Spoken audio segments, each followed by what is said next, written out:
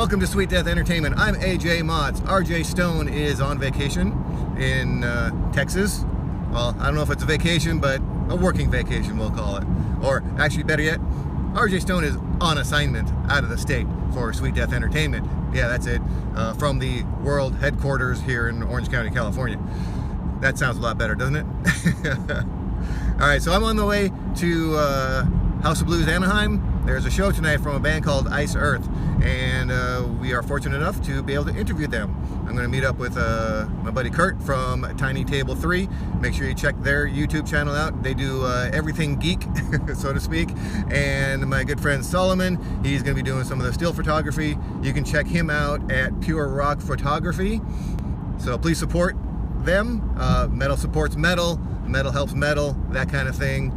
And it'll be good synergy if you help them out as well. So I'm just here trying to negotiate traffic in the rain in Southern California. You know, the one day of the year it rains. It happens to be the day we got to do this interview. So I'm on the way there, and we'll get set up, and hopefully we'll see you real soon. Somebody went for a potty break. He's coming. You better hurry. I'm going to keep the door down. We're on a tight schedule, so we got to move this along. Go. Yes. Hey, Jay. What's going on, man? How are you? You good? I'm good. Good to see you. How are you? All right. Tight schedule. Yeah, I know. How are you? Good to see you again. So, yeah, we'll just have a seat over here. All right. You guys can go on that side.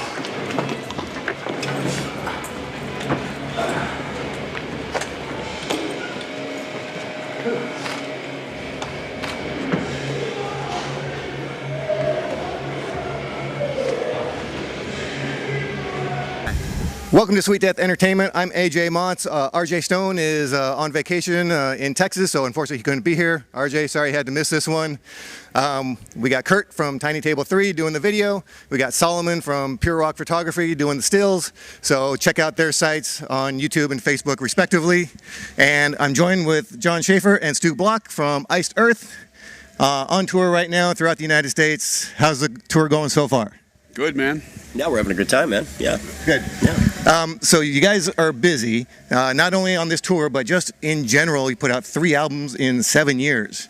Not too many bands are putting out that kind of music. How do you stay motivated and that creative? It's what we do. Yeah. I think a lot. Well, I mean, he's John's the driving force, man, and his brain is always going, man. It's always going. So it's basically it's always constantly music going on, and yeah. All right, so you got a new headquarters called Independence Hall, where you record everything now. Incorruptible was recorded there. That's right. And how has that changed the process for you, if at all?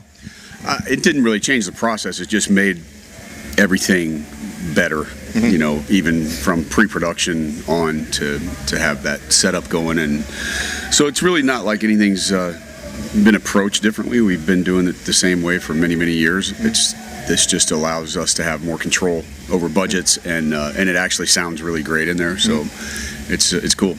All right. And Stu, you joined for the Dystopia CD. You're now your 3rd full-length CD with the band. For Dystopia, though, you jumped right in. We're writing lyrics for that. Did you bring in pre-existing ideas, or was it all new? And how is it writing with a new writing partner? Well, it was. I mean, John and I, we write very well together. We're really good friends, and we feed off of each other, so some really cool stuff happens. Dystopia, as far as jumping right in, it wasn't like jumping right in. I had to obviously audition, and John and I wrote a song together, which was End of Innocence, which was the first one. Yeah. And then then John made the decision. He asked me if I'd like to join, and of course I did. And then I went home, and then I did some more writing. He would send me some stuff, and then we did some writing. I did some basic writing there, but then I came out with John, and most of the bulk of it is done with each other. Okay. Yeah. And some of the other guys are starting to get involved. Luke's got a couple writing credits on this new album. Did he bring ideas to you, or how did that work with him? Yeah, that's the way it always works, because we don't live in the same city, so we can't get together and jam, so people have to send me their ideas. However, elaborate their demos can be, I don't really care. I don't need to have that much. Just the riffs, or they will tell me pretty much everything, you know. Jake came into the band late, or he certainly would have contributed. He's got some great ideas, but we were already finished with pre-production, basically. I mean, all of the, you know, when you're budgeting for a record, you have to think about how much time that you can spend on however many songs you have, and all of that's part of production, and you have to really stay realistic with that so you don't get the budget out of control, especially in today's world with the way the business is. So you have to really be cautious about that kind of thing. Yeah, and we'll get to the business in just a quick second. I also want to bring up Brent. We got Brent Smedley back on the drums again, or for the third, fourth time. Yeah. What's it like having a good, steady drummer that you're familiar with back there? It's great. I mean, we've worked with a lot of great drummers, but Brent's been, you know, with the band kind of in and out for 22 years now. So it's always fun jamming with Brent. Yeah. And does it help from a singing point of view as well, having a steady drummer back there? For me, it's not the most. I mean, it's as long as they're doing the parts and as long as it's being executed. But it's where it really changes is the camaraderie. Where when we're on stage, that's where the real change happens. We've jammed with drummers where there wasn't. Yeah. We've where it was very sterile. Doing the parts, fine, sterile. But now it's a real camaraderie. We're brothers, man. So it's that's something that, you know, the chemistry. You can have all the talent in the world, but if there isn't any personal chemistry, then it's not the most amazing setup. And if you have the talent and you have the personal chemistry, that's the perfect combination, man. Yeah, and I was going to bring that up with Jake. I was at the record release party back in June, and I could tell just the three of you were just going off, even when cameras weren't around. It was just a good friendship going on. You could just see that. Yeah. He fits great. Yeah, he does. He's definitely. I don't want to say anymore. Yeah, he's definitely one of us. Though. Yeah, he is, man. He fits in great, and you know, Troy is a brother and always will be, and you know, but Jake is kind of in a very sick way in the realm of the Troy darkness of humor, which we love. That you know, it fits in perfect. So I know there's a story you told it at the record release party of certain body parts being exposed. No, it's almost a daily occurrence. I mean, you'll be sitting in the I'm saying too. I shouldn't even say anything. But anyway, yeah, he's a free spirit. Yeah, he's a free spirit. Let's just say. And it's good because on our pirate ship, it's all about the freedom, man. Yeah. And again, it adds to that. Like I said, that camaraderie. It adds to. It's there's no filter. There's no filter with us. So getting back to the business real quick. This is your last album for Century Media. And you said, I've heard previous interviews, you're talking about doing things a little different. Yep. Is there anything that you can share as far as that goes? No, not yet. We're still looking at options, and there's no reason to be in a hurry. So, you know. Because I was thinking about that. Do you think there's going to be a day when a band just releases like one song at a time, or not whole albums and just release one single at a time as they record them? Yes. I do think so. I think it depends on your logistics, you know, because that's not really a very efficient way to record. Obviously, if everybody lives in the same area and you have a headquarters like I do, then it would be more realistic to do that. But it's to get everybody together and the expenses of doing one song, that's a no-go. But if you're to record several and release them intermittently, I mean, I think that is a model that's coming, and it probably has already been done. You know. And on this album, you brought in Chris Zeus Harris to do some mixing and mastering. How was that working with him, and what did he bring to this album that maybe wouldn't have been there previously? Well, he's a very talented engineer. He's a metalhead, which is one of the coolest things. You know, he's been listening to metal for many years. He's a big fan of Iced Earth and all the stuff that we're into. He's into it also. I guess he's about 5 years younger than me, and so that's cool because he's definitely on the cutting edge of the new technologies. You know, he really keeps up to speed with the plugins and stuff that are very expensive and very there's a lot of layers of depth to him. So he's, from a technical standpoint, he's a cool dude, man. So we had a good time. We worked hard for sure. Yeah, very good. And Stu, I've heard your voice has been compared to the likes of Rob Halford and Jeff Tate and that. First of all, how's that make you feel? And who do you look up to as far as singers these days? Yeah, that stuff I don't want to sound like an asshole, man, but I don't care about that kind of stuff. I'm trying to be who I am. Those are amazing singers, and obviously when you are compared to those people, it's cool. But it's like they are who they are. I am who I am, and I think everyone's influenced, man, by somebody in some way or anything like that. But I definitely try to make it my own, and I have tons of influences, and I just try to really just make it my own kind of thing. So. But it's flattering. I'm not saying it's not. It's flattering, of course. Right. And on this tour, you're playing a lot of Incorruptible, which I think is great. I think I love it when bands put out an album and they play a lot of the new album versus just one song and then rely on everything else. So with such a strong back catalog now over almost 30 years, how do you decide what to play? Yeah, it's hard. It's just because we played a lot. I mean, I don't even know how many different songs Stu has sung in the band. But I mean, you got to remember, Stu's done more shows with Iced Earth than all the previous singers combined. So we've done a lot of shit around this planet multiple times, and we've done a lot of different songs. But it's a huge catalog, so you're always going to have somebody that's complaining, because of they are so passionate about a certain one that we may have missed that night. But it's just. That's the way it is, dude. We played, in 104-degree weather in Cyprus, we played 2 hours and 40 minutes, and people still fucking complained because we didn't play certain songs. It wasn't enough. It's like, dude, they're just that the way it comes is. with that battle, though. It's actually a good battle to have. Yeah, you can't please everybody every time, right? No, and it means we have a lot of good fucking music. Yeah. So, that's that also speaks cool. volumes. Yeah, for sure. So speaking of seeing good music, what was the last band you guys saw that was not an opener for you guys? Like the last concert, man, I haven't been to a concert in a while. We've been doing so much with the record and just being on the road and dealing with stuff at home. But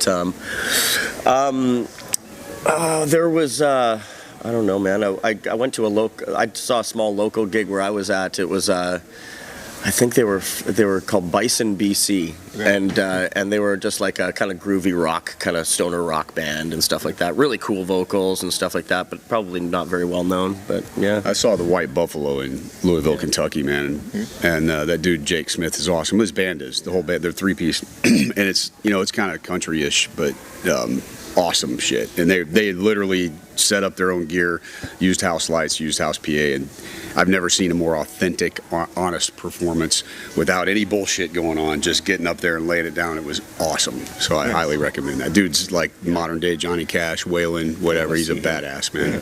Seriously. And that was White Buffalo? Yep, White Buffalo, man. Right. He's got like 4 or 5 albums out now, and they're just amazing. Did a lot of soundtrack work on Sons of Anarchy. So he's a killer singer and writer. Lyrics are amazing, dark, but it's really very deep stuff for the most part. All right, so we can wrap things up. I just want to ask, I know you still got about a few weeks left on this tour in the U.S. What's going on after that? We have a short break, then we're going to Europe for 6 weeks to do festivals and headline shows. And, that's pretty much going to round out the cycle for Iced Earth in this calendar year. I'm working on Demons and Wizards in the holes of the schedule, and definitely late in the year it's going to be all dedicated to that. So. All right, so I know earlier in the year you had said you had sent some samples of music over to Hansi for some Demons and Wizards. Have you sent anything more over to him recently? No, it's just I don't know how many I'd sent when I spoke to you before, but he's worked up 3 songs. We have worked up 3 songs, and so it's getting started. But it's really the best time for me is to focus and not have all these other distractions. Whenever it comes to writing, I need to be left alone. You know what I mean? Like from management and everybody just needs to kind of back off and let me get into a zone, and then it gets a lot better. So I'm not a fan of like trying to do stuff in holes necessarily, but that's why it's going to be good. That's why I know myself well enough to know that after August, when we've wrapped up the touring cycle for this year anyway, then I can really take a little bit of time off and then just focus on that. And I guess one final question. I know there's a stretch of shows here where you got 7 shows in a row, 7 different cities across multiple states. How does your voice hold up after multiple nights of singing? Do you think it gets stronger or or weaker? You know, it's weird. It's weird. Actually, it's funny you asked that. I actually noticed that the other day, and I've something that I've noticed that was a common thread with me is I'll start off the tour for a few shows, and then it's like I find it less like an old baseball glove that you keep in the top, and you got to oil it up. So I kind of found my voice is like that, where I do go through a period where it's like, ooh, I'm feeling something, and then I'll have a day off, and then it's like gravy from there on. It's weird. It's really strange. I can sing through colds sometimes, a little bit of a scratchy throat and stuff like that, so I'm very blessed that way. We have, at the end of this one, we've got 9 in a row. 9. So we've done 10. I think the most I've done with Iced Earth is 11. Probably 11. Yeah, that's 11, and that's heavy. He's an alien, man. It is heavy. I mean, but even after about 8, I'm like, I just need a day off. You know what I mean? I think we all do. But definitely if you feel it a little bit. But I sleep a lot. Yeah. They call me a cat because I'm just like always sleeping, man. I'm always sleeping, drinking. That's the key. That's water the key. All the time. And yeah, when we're not on rum and whiskey, it's water, man. Yeah. So it's good. And sometimes a little bit of whiskey before the show helps. I'm not gonna lie. No, but I mean, I've been doing this a long time, and it's a trip to see what he's able to do. Yeah, totally. I mean, because it's we did. I think in the first 3 years of hardcore touring, Stu had maybe one night where remember that nightmare? Yeah, it was in Ireland. It was Scotland. I couldn't hit a high. I woke up and it was like. It was air. And then there were. I think the next day was Bloodstock or whatever. But that's it. And 350 shows all over the fucking planet, constantly. Being sick, hungover, all that kind of stuff. Freaky. So yeah. So I'm blessed. I'm gonna keep riding that wave, and I don't know what it is, but it is what it is. So rest, water, and whiskey is a secret. Whiskey, yes. Yeah. And being with my best friend. There you go. All right, I'll wrap it up here. I know you guys got a busy schedule. You got other interviews to do. I wish I had more time where I was going to have a little more fun with you guys. Maybe next time we can do some little fun, play a little game or something. But wish you continued success. Be safe out there, and best of luck to you. Thanks, man. Thank you, man. All right. I'm AJ Moss. This is Sweet Death Entertainment with Iced Earth, on tour now in the United States and then off to Europe. So sacrifice nothing and check back next time. So we just had a great show and great interview with Iced Earth. I hope you enjoyed the interview. It was a little shorter than I wanted. Didn't have a lot of time. They had other interviews scheduled and on a really tight schedule. So maybe another time we'll get a longer interview with them and be able to have a little more fun with them. But hope you enjoyed the video. Go see them on tour. They're on tour in the United States for the next few weeks. And then they're off to Europe to do some festivals. And then John Schaffer is going to be focused on Demons and Wizards. So you got that to look forward to either later in the year or 2019. Demons and Wizards is just one of those things that fits in when it fits in. When they get to it, they get to it. But it looks like they'll be able to get to it by the end of this year and really do some focused writing for Demons and Wizards. So again, thanks to Tiny Table 3 for some video production and editing. Thanks to Pure Rock Photography for the stills. We'll have the links for their channels and pages in the description below. Stay tuned for more video reviews from Sweet Death Entertainment. Too bad RJ couldn't be here. He'll be back in town. We'll be back at it once again. I'm AJ Motz. Sacrifice nothing. This is Sweet Death Entertainment. We'll see you at the next one.